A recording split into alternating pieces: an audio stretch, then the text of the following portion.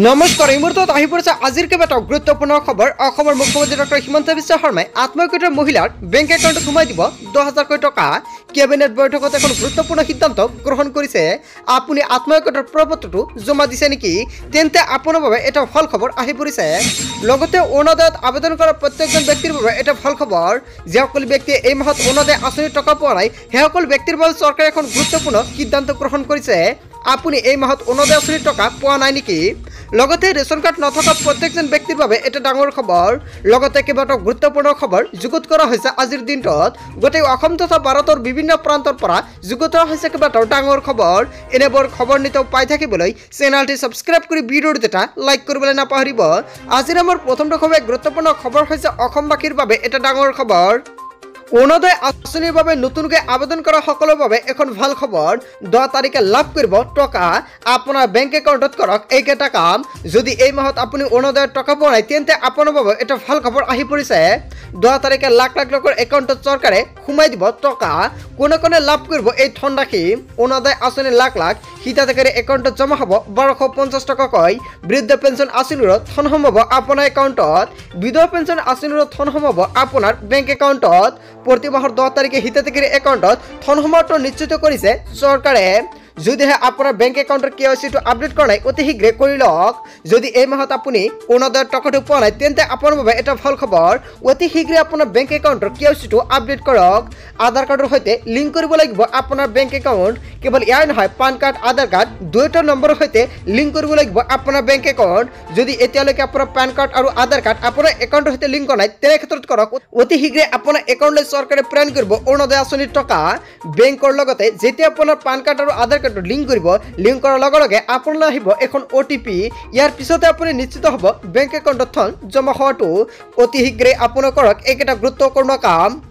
অতি শীঘ্ৰে আপোনালোকৰ প্ৰতিজন হিতাধিকাৰী কৰিব লাগিব এটা গুৰুত্বপূৰ্ণ কাম, নহ'লে আপুনি অৰুণোদয় আঁচনিৰ টকা নাপাব। তাৰপিছত অসমবাসী ৰাইজক জনাইছো আমাৰ পৰৱৰ্তী খুব গুৰুত্বপূৰ্ণ খবৰ। লগতে এটা ডাঙৰ খবৰ, লাখপতি বাইদেউৰ বাবে এটা ভাল খবৰ আহি পৰিছে। সাজু হৈ পৰিছে চৰকাৰ। শীঘ্ৰেই সোমাব আপোনাৰ বেংক একাউণ্টত 10,000 কোটি টকা। অসমৰ মুখ্যমন্ত্ৰী ডক্টৰ হিমন্ত বিশ্ব শৰ্মাই কেবিনেট বৈঠকত এখন ডাঙৰ সিদ্ধান্ত গ্ৰহণ কৰিছে। লাখপতি বাইদেউৰ বাবে এটা ভাল খবৰ। শীঘ্ৰেই আপোনাৰ একাউণ্টত সোমাব টকা। ধন প্ৰদানৰ বাবে চৰকাৰ গ্ৰহণ কৰিছে ব্যৱস্থা। জনতা ভৱনত বিশেষ বৈঠকত অসমৰ মুখ্যমন্ত্ৰী ডক্টৰ হিমন্ত বিশ্ব শৰ্মাই এখন ডাঙৰ সিদ্ধান্ত গ্ৰহণ কৰিছে। মুখ্যমন্ত্ৰী মহিলা উদ্যমিতা অভিযানৰ অগ্ৰগতিৰ বুজ ল'লে অসমৰ মুখ্যমন্ত্ৰী ডক্টৰ হিমন্ত বিশ্ব শৰ্মাই। আৰু অসমৰ মুখ্যমন্ত্ৰী ডক্টৰ হিমন্ত বিশ্ব শৰ্মাই কেবিনেটত এখন ডাঙৰ সিদ্ধান্ত গ্ৰহণ কৰা হৈছে। অসমৰ মহিলাসকলক কেতিয়া সোমাই দিব 10,000 কোটি টকা। লগতে কোনে কোনে টকা লাভ কৰিব ইয়াক লৈ চৰকাৰে এখন কেবিনেট বৈঠকত ডাঙৰ সিদ্ধান্ত গ্ৰহণ কৰিছে। আবেদন পত্ৰ পৰ্টেলত অন্তৰ্ভুক্ত সন্দৰ্ভত বৈঠকত মিলিত হৈছে অসমৰ মুখ্যমন্ত্ৰী ডক্টৰ হিমন্ত বিশ্ব শৰ্মাই। লগতে মন্ত্ৰী ৰঞ্জিত কুমাৰ দাস আৰু অন্যান্য বিষয়াসকল উপস্থিত থাকে বৈঠকখনত। আৰু বৈঠকখনত উপস্থিত হৈ অসমৰ মুখ্যমন্ত্ৰী ডক্টৰ হিমন্ত বিশ্ব শৰ্মাই আত্মহত্যা মহিলাৰ বাবে এখন ডাঙৰ সিদ্ধান্ত গ্ৰহণ কৰিছে। আপুনি আত্মহত্যাৰ প্ৰপত্ৰ জমা দিছে নেকি? তেন্তে আপোনাৰ বাবে এটা ভাল খবৰ। অতি শীঘ্ৰে আপোনাৰ একাউণ্টলৈ চৰকাৰে প্ৰেৰণ কৰিব 10,000 কোটি টকা। কিমান তাৰিখে সোমাব টকা এতিয়ালৈকে তাৰিখটো ফিক্স কৰা নাই, কিন্তু অসমৰ মুখ্যমন্ত্ৰী ডক্টৰ হিমন্ত বিশ্ব শৰ্মাই এখন ইংগিত প্ৰদান কৰিছে। 2 পৰা 3 মাহৰ ভিতৰতে আপোনাৰ একাউণ্টত টকাটো সোমাব পাৰে। আৰু অহা মাহত লাখ লাখ মহিলাৰ একাউণ্টত সোমাব পাৰে 10,000 কোটি টকা।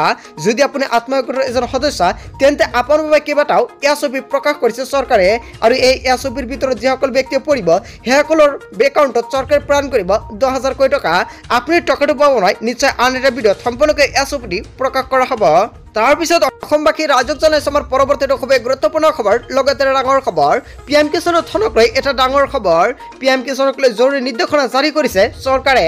এইবাৰ বহু কৃষকে PM কিষাণৰ টকা নাপাব। PM কিষাণৰ ধন পাবলৈ কৰিব লাগিব কেইবাটাও গুৰুত্বপূৰ্ণ কাম। এইবাৰ ধন লাভৰ পৰা বঞ্চিত হ'ব 7 প্ৰকাৰৰ কৃষক।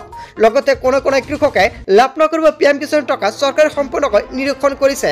আৰু এটা পৰিয়ালৰ এজন ব্যক্তিহে পাব PM কিষাণ আঁচনিৰ সুবিধা। PM কিষাণৰ ধন পাবলৈ হ'লে নিজৰ খেতি মাটি থাকিব লাগিব। আনৰ মাটিত খেতি কৰালৈকে নাপাব এই আঁচনিৰ সুবিধা। PM কিষাণৰ ধনক লৈ চৰকাৰে কেইবাটাও নিয়ম বান্ধি দিছে। লগতে আপুনি EKYC-টো কৰিব লাগিব। EKYC-টো বাধ্যতামূলক কৰিছে। EKYC আৰু ভূমি পৰীক্ষণ নকৰাসকলে নাপাব PM কিষাণৰ টকা। চৰকাৰী চাকৰিয়ালৰ পৰিয়ালেও লোকে নাপাব PM কিষাণৰ ধনৰ সুবিধা। PM কিষাণৰ ধনক লৈ চৰকাৰে কেইবাটাও গুৰুত্বপূৰ্ণ পন্থা হাতত লৈছে। গোটেই অসম তথা ভাৰতৰ বিভিন্ন প্ৰান্তৰ পৰা যুগুত হৈছে কেইবাটাও ডাঙৰ দূৰৰ খবৰ এনেবোৰ খবৰ নিতৌ পাই থাকিবলৈ চেনেলটি সাবস্ক্ৰাইব কৰি ভিডিঅ'টোত এটা লাইক কৰিবলৈ নাপাহৰিব। So thank you for watching full video'.